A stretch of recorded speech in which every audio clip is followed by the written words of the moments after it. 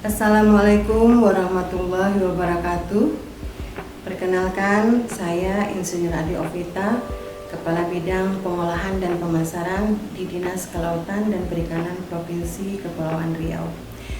Saat ini sedang mengikuti pelatihan kepemimpinan administrator yang dilaksanakan oleh pemerintah Provinsi Kepulauan Riau. Pada kesempatan hari ini saya akan menyampaikan mapping pembelajaran manajemen kinerja, yaitu pada agenda 3 yang dikaitkan pada peningkatan organisasi berkinerja tinggi di Dinas Kelautan dan Perikanan Provinsi Kepulauan Riau, di mana topik yang saya angkat adalah terkait dengan implementasi penerapan sertifikat kelayakan pengolahan di unit pengolah ikan sebagai upaya peningkatan kualitas mutu olahan. Sedikit saya bercerita kondisi unit pengolah ikan pada saat ini yang berjumlah 1.841 unit pengolah yang berada di Provinsi Kepulauan Riau, namun saat ini hanya berjumlah 65 unit pengolah yang sudah memiliki sertifikat kelayakan pengolahan, dan itu pun hanya pada unit-unit pengolah ikan segar, namun belum pada unit pengolah diversifikasi, yaitu yang memberikan nilai tambah. Salah satunya adalah unit olahan ikan solar tongkol. Sebenarnya ini mempunyai potensi menjadi produk unggulan Provinsi Kepulauan Riau. Terhadap permasalahan tersebut, saya selaku pejabat administrator melalui pembelajaran agenda 3 ini sesuai dengan materi yang telah diberikan melakukan tahapan sebagai berikut. Pertama, dengan materi akuntabilitas kinerja. Pada materi ini, pelaksanaan akuntabilitas kinerja merupakan pertanggungjawaban kinerja. Harus memenuhi indikator minimal pencapaian yang menunjukkan kesesuaian pelaksanaan kegiatan dengan prosedur pelaksanaan pengolahan dan penerapan GMP dan SSOP. Selanjutnya pada pembelajaran manajemen kinerja, di mana pengertiannya adalah suatu proses dalam mencapai target kinerja. Dalam hal implementasi sertifikat kelayakan pengolahan ini, berpedoman pada Undang-Undang Nomor 45 Tahun 2009 dengan tahapan sebagai berikut, yaitu pertama, bagaimana cara mensosialisasikan terkait dengan sertifikat kelayakan pengolahan itu sendiri. Kemudian juga melakukan pendampingan pembuatan panduan mutu berupa GMP dan SSOP. Selanjutnya melakukan pendaftaran secara online untuk penerbitan SKP. Dan yang terakhir adalah monitoring penerapan SKP di unit pengolah.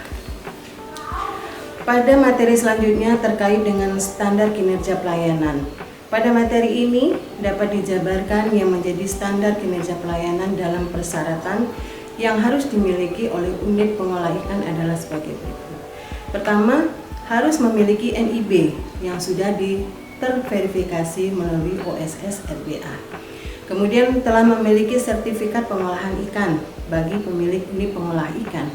Kemudian juga telah memiliki panduan mutu berupa GMP dan SSOP.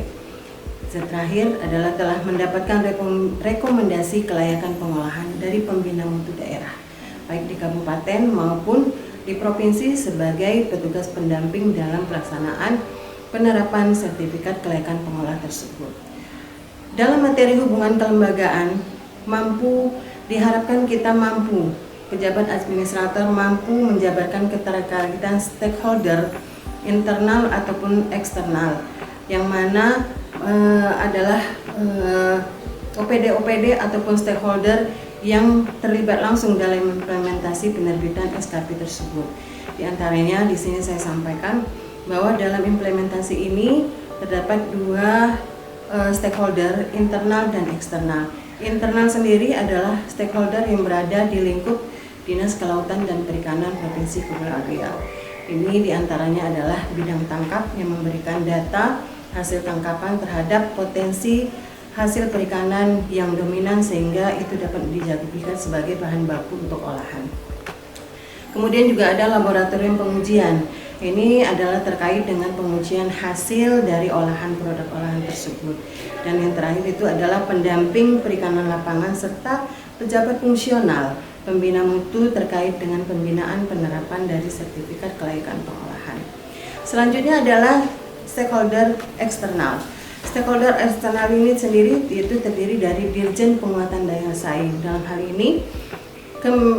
ini Dirjen Penguatan Daya Saing Kementerian Kelautan dan Perikanan adalah yang mengeluarkan ataupun yang menerbitkan sertifikat kelayakan pengolahan yang telah lulus ataupun sudah mendapat rekomendasi dari Dinas Kelautan dan Perikanan Provinsi Kepulauan Riau ataupun dari kabupaten kota. Selanjutnya, stakeholder eksternal yang terkait juga di sini adalah Dinas Perikanan Kabupaten Kota terkait dengan rekomendasi produk-produk unggulan ataupun produk-produk olahan yang sudah memenuhi standar-standar pemasaran. Kemudian juga ada Dinas Perindustrian dan Perdagangan, selanjutnya ada PTSP, dan yang terakhir juga itu adalah BKIPM. Dalam materi organisasi digital itu kita berupaya di sini pemanfaatan teknologi digital diharapkan dapat memberikan kemudahan kepada masyarakat terhadap pelayanan perizinan yang terkait dengan masalah yang diangkat adalah terkait penerbitan SKP. Untuk itu Dirjen Penguatan Daya Saing mempermudah layanan perizinan tersebut melalui aplikasi KKP SKP online, itu melalui websitenya https://skp online. Dengan adanya sistem online ini memberikan kemudahan kepada unit pengolah ikan yang berada di Provinsi Kepulauan Riau untuk melakukan pendaftaran ataupun untuk mengakses terkait dengan syarat-syarat terhadap penerapan sertifikat kelayakan pengolahan tersebut. Dalam materi manajemen keuangan, dalam pencapaian target kinerja penyusunan anggaran harus menetapkan indikator capaian kinerja yang ingin dicapai, yang mana dalam pelaksanaan anggaran tersebut harus sesuai dengan kerangka acuan kegiatan serta rencana operasional yang telah ditetapkan, sehingga output kegiatan yang ingin dicapai maksimal dan dapat berjalan tepat waktu. Terakhir terkait dengan manajemen risiko. Pembelajaran di dalam manajemen risiko ini diharapkan mampu mengidentifikasi, menganalisis, dan mengevaluasi serta melakukan penanganan risiko yang akan terjadi. Terkait dengan kegiatan implementasi penerbitan SKP ini tergambar risiko yang ada yaitu berupa keterbatasan sarana serta lokasi pengolahan yang belum memadai. Hal ini merupakan mitigasi risiko yang cukup tinggi dalam pelaksanaan implementasi penerbitan sertifikat kelayakan pengolahan.